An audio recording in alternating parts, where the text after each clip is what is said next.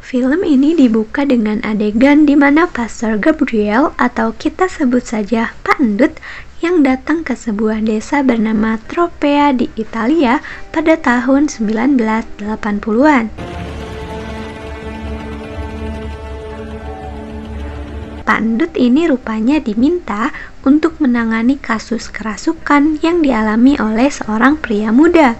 Saat Pak Endut datang ke kediamannya, pria muda itu sudah dalam keadaan tergeletak di kasur, diikat, dan sedang kerasukan.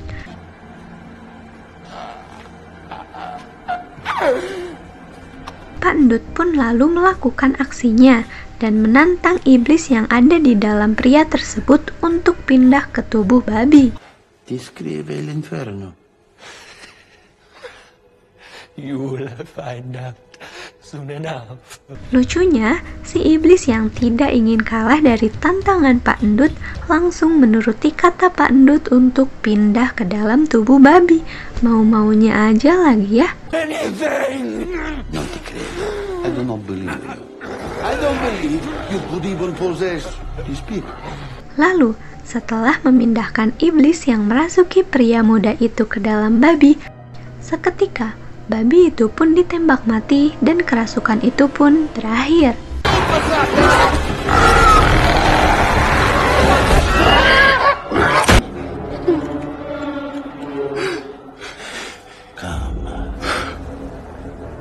Namun setelah melakukan hal itu, ternyata pihak Vatikan tidak menyambut baik apa yang sudah dilakukan Pak Endut dengan alasan Pak Endut tidak mendapat izin dari Vatikan untuk melakukan pelepasan roh.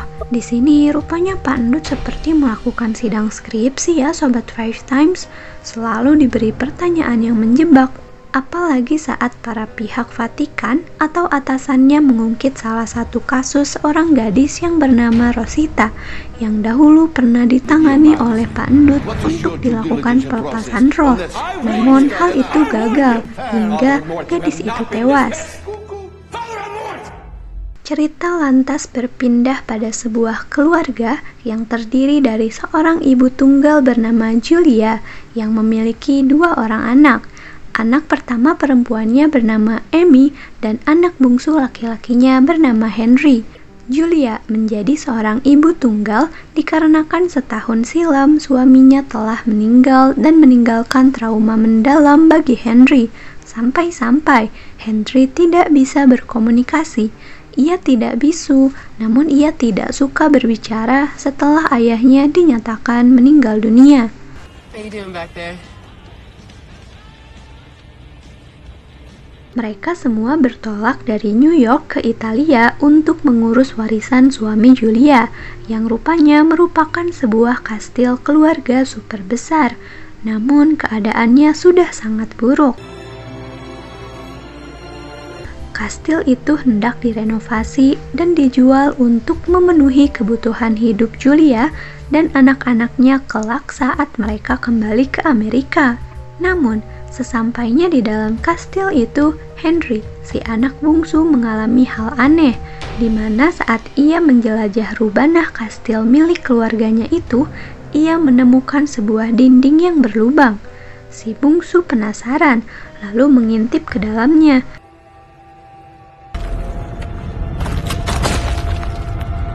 Di sana ia seperti melihat sesuatu, dan setelah si bungsu pergi, malam harinya ada seorang pekerja yang sama penasarannya dengan si bungsu dan mencoba melihat apa yang ada di balik dinding yang berlubang itu. Namun salahnya, ia menyalakan api dengan niat agar ada penerangan. Namun naasnya, ternyata ada gas di ruangan itu dan seketika ruangan itu meledak.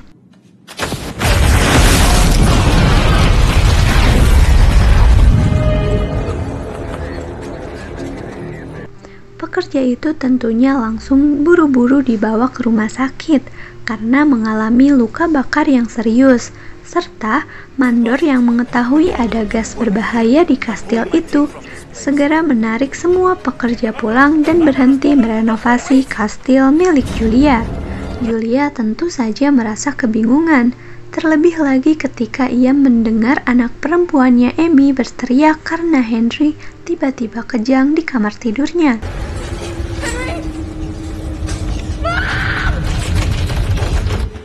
Si bungsu langsung dibawa ke rumah sakit. Namun anehnya hasil pemeriksaan mengatakan bahwa organ vitalnya normal dan dokter menanyakan apakah si bungsu punya trauma. Julia langsung bersedih karena mengingat kejadian saat suaminya tewas dan Henry mulai tidak bicara sejak saat itu. Dokter menyimpulkan bahwa Henry mengalami psikosis. Julia tidak percaya bahwa si bungsu terkena penyakit psikosis dan ia merasa ada yang tidak beres. Lalu, ia meminta tolong seorang pendeta bernama Esquibel yang ada di sana untuk setidaknya melihat keadaan si bungsu. Pendeta itu segera masuk, namun si bungsu tiba-tiba berteriak dan mendorong pendeta Esquibel hingga terlempar menabrak rak kaca.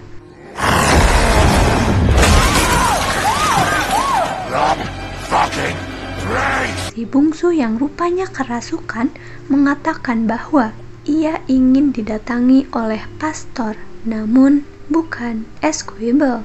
Hal mengerikan ini akhirnya sampai ke telinga seorang paus di Vatikan yang langsung meminta Pastor Gabriel atau Pak Endut untuk turun tangan membantu.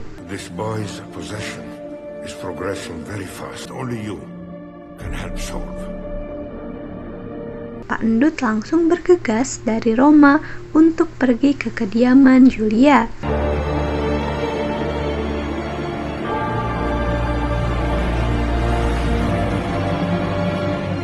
Sesampainya Pak Endut di sana, ia melihat banyak hal aneh dan teringat ucapan Paus sebelum memintanya datang ke sini, bahwa kastil ini pernah memberi masalah besar bagi Vatikan, dan tentunya tempat ini sangat berbahaya. Maka dari itu, Pak Endut sangat berhati-hati dalam menjalankan pekerjaannya. Pak Endut akhirnya bertemu dengan Esquibel yang langsung mengajaknya menemui si bungsu yang kerasukannya kian parah. We have been extremely lucky. The church sent someone, an expert in these matters. Buongiorno. Io sono Padre Amor. Suara parau dan tatapan iblis mulai menyambut Pak Endut saat ia masuk ke kamar si bungsu.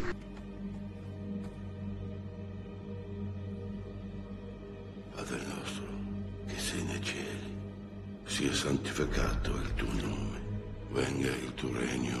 Your prayers are worthless here. Pak Endut berkomunikasi dengan sang iblis dan membuat Pak Endut ini sadar bahwa yang merasuki Henry bukanlah iblis biasa. Dari sini Pak Endut juga merasa heran karena iblis ini bisa mengetahui nama Pak Endut, bahkan mengejeknya.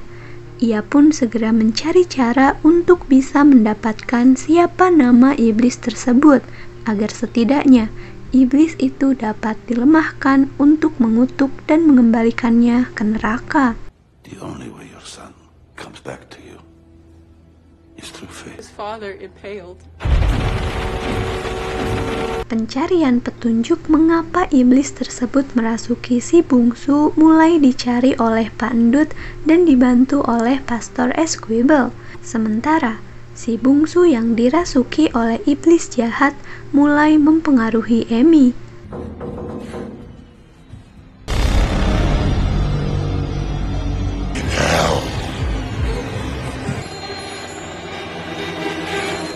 Amy, honey, it's Dad.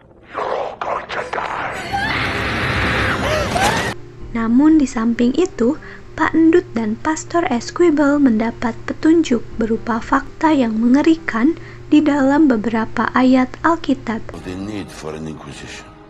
So that means from the time he in the name of God by the devil. Yang menyebutkan bahwa ada banyak malaikat yang diusir dari kerajaan surga karena tidak patuh terhadap perintah Tuhan.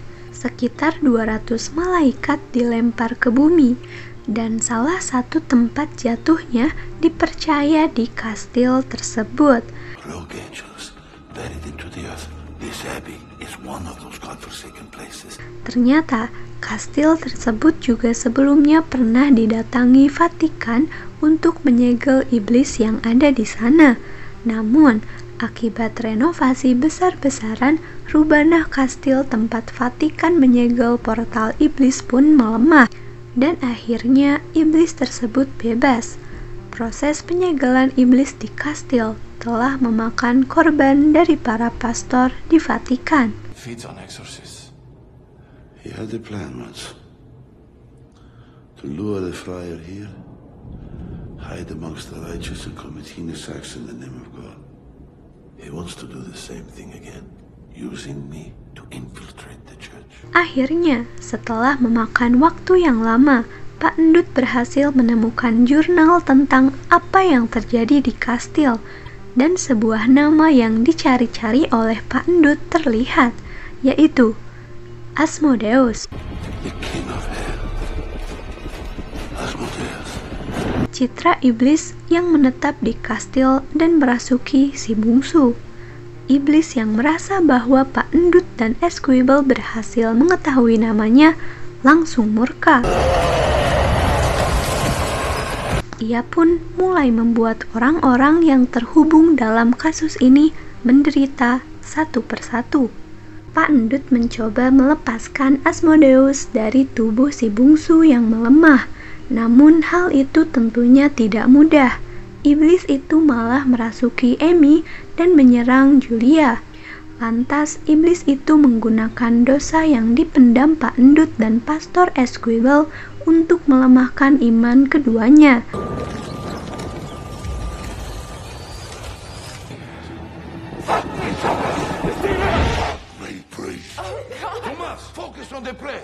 Namun tidak pantang menyerah, Pak Endut lantas menukar jiwanya. Ia meminta iblis itu pindah ke jiwanya dan menggunakannya sebagai boneka untuk menyerang Vatikan.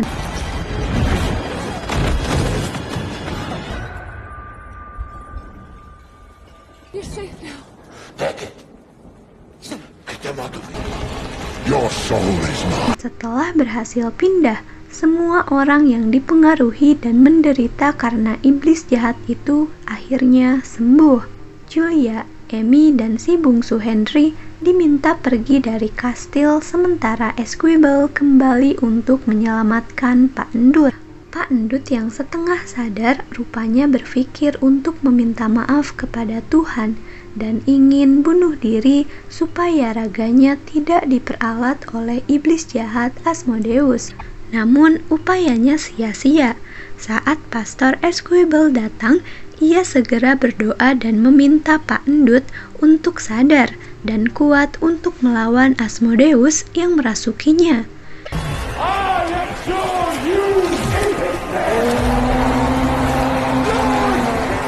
Dengan upaya keras bersama, mereka akhirnya berhasil melempar Asmodeus kembali ke neraka hingga semuanya kembali normal. Ending dari film ini ialah Pak Endut dan Pastor Esquibel rupanya diperintahkan untuk mencari sisa ke-199 tempat malaikat yang murka ini jatuh ke bumi. Dan hal ini disambut baik oleh keduanya karena merasa tugas ini ialah panggilan dari Tuhan agar dapat memasukkan iblis-iblis lain ke neraka. Really? Will you take on these tasks? What do you think, Thomas? Can you see this now as a calling? Let's go to hell. Wah, gimana nih? Kalian suka nggak sama alur cerita film The Pope's Exorcist ini? Film ini sebenarnya bergenre horor, tapi tidak begitu seram untuk ditonton. Bukan pula tipikal film horor yang akan membuat penonton histeris ketakutan sepanjang filmnya. Soalnya, performa Pak Endut di film ini berhasil mencuri perhatian penonton sepanjang filmnya. Karena ia berhasil menggambarkan peran pastor yang memiliki kepribadian nyentrik dan suka membuat lelucon khas bapak-bapak. Selain itu, film ini juga memiliki banyak momen-momen komedi konyol dari Pak Endut dan Esquibel. Mungkin cukup sekian penjelasan mengenai alur cerita film The Pope's Exorcist. Semoga penjelasan kali ini bisa cukup membantu kalian untuk dapat mengerti dengan alur film ini. 5 times pamit, jangan lupa 5 waktu. See you!